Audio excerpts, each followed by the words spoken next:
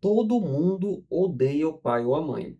Será que isso é verdade? Você pode falar assim: "Ah, mas eu não odeio meu pai, eu não odeio minha mãe, pelo contrário, eu amo".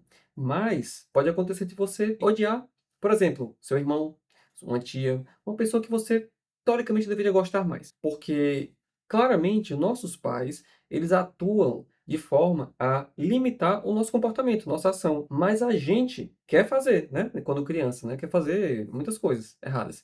E aí, nossos pais vão lá e interferem. Isso gera na gente o quê? Frustração. E essa frustração é desagradável. Então a gente vai nutrindo ali uma relação de amor e ódio com os nossos pais. Mas além disso, também tem o fator de que nossos pais não são perfeitos. Eles vão também errar. Nós temos uma imagem de pai e uma imagem de mãe ideal. É quase como se fosse um arquétipo, né? Uma definição perfeita de pai e de mãe.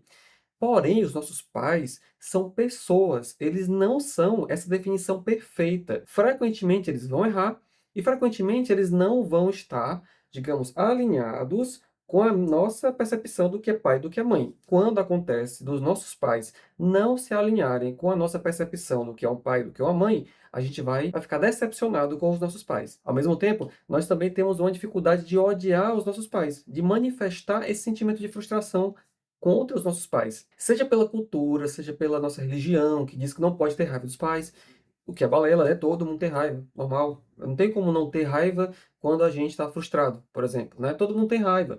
Então é normal. O que não é legal é quando a gente vai explodir e causar danos ou alimentar a nossa raiva de forma sem pensar direito, entendeu? Para isso que tem terapia, tá? A gente vai expor essa raiva, vai entender para não ficar também explodindo e destruindo e retroalimentando um ciclo de raiva assim que ninguém aguenta. Então, naturalmente, a gente vai ter aí duas questões, né? A primeira, nós temos uma imagem ideal do que é um pai, do que é uma mãe, e a segunda, nós temos aí a nossa pessoa, que é o nosso pai, nossa mãe, né? Que é a pessoa real. A pessoa mãe, ela é diferente da imagem de mãe que nós temos na nossa cabeça. E aí, quando há esse conflito, que é natural, entre a pessoa não se comporta como a nossa imagem de mãe, nós temos aí movimentos de decepção, de raiva, de frustração, de ódio. E esses movimentos de ódio que são gerados, eles podem ser reprimidos. E aí o que acontece? A gente direciona esse ódio para irmãos, sabe? Aquele irmão que é chato. Não, minha mãe é ótima, meu pai é ótimo, mas o meu irmão, nossa, ele é insuportável. Por que será? Às vezes, será que seu irmão é insuportável porque ele parece com seu pai? Será que a sua irmã é insuportável porque ela parece com sua mãe? Então, isso acontece muito, gente. É padrão, assim, é comum de acontecer isso. Identificar que o meu irmão, eu posso ter ódio dele, mas na verdade, muitas características ali são coisas desviadas de um ódio que eu tenho da minha mãe e do meu pai. E esse ódio que eu tenho da minha mãe e do meu pai não necessariamente tem a ver com eles, porque eles possivelmente deram o seu melhor, tá? Às vezes poderia ser até melhor, mas eles tentaram ali do jeito que eles conseguiram. O problema é que eles não se adequaram à nossa imagem do que é um pai, do que é uma mãe. E aí gera na gente esse sofrimento, esse conflito, essa angústia, tá? Mas eu compreender isso deixa a vida também muito mais leve, porque a gente finalmente consegue perdoar nosso pai, nossa mãe como pessoas e não como mitos, e também a gente consegue se aproximar dessa figura imaginária de pai e de mãe que nós temos aí dentro de nós, e assim, finalmente, nós vamos conseguir nos automaternar, entende? Que é pegar esse arquétipo, essa imagem de mãe, essa imagem de pai e trazer para nós mesmos, para o nosso autocuidado. Olha, eu vou seguir meus compromissos, eu vou dar amor para mim. E isso, gente, é fundamental para que a gente consiga tratar várias condições traumáticas, inclusive mudar de vida em muitos aspectos, tá? O autocuidado é essencial para uma pessoa adulta.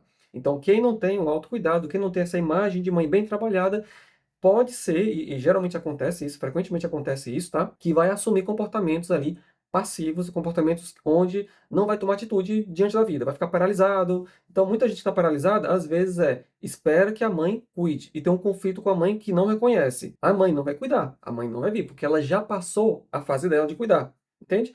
Então, temos o conflito imaginário e esse conflito imaginário precisa ser resolvido para que a gente consiga sair da posição de uma criança totalmente vulnerável, para o adulto que nós somos que vamos nos tornando cada vez mais. Então, se você está sofrendo aí com paralisia, está sofrendo com conflitos com a família, está sofrendo com falta de autocuidado, dificuldade de dizer palavras positivas sobre você mesmo, então isso acaba prejudicando a sua autoestima, tem dificuldade com amizades, com vida social, então possivelmente a sua imagem de mãe e a sua imagem de pai pode estar aí distorcida, tá? E você está associando a pessoa que foi seu pai, que foi sua mãe, que cometeu alguns erros ali, que saiu do ideal. Então, se for o caso, há essa via onde a gente pode perdoar o ser humano ao ver o nosso pai, nossa mãe, pessoas como ser humano, e também liberar a nossa imagem de mãe e imagem de pai, a imagem do arquétipo, né?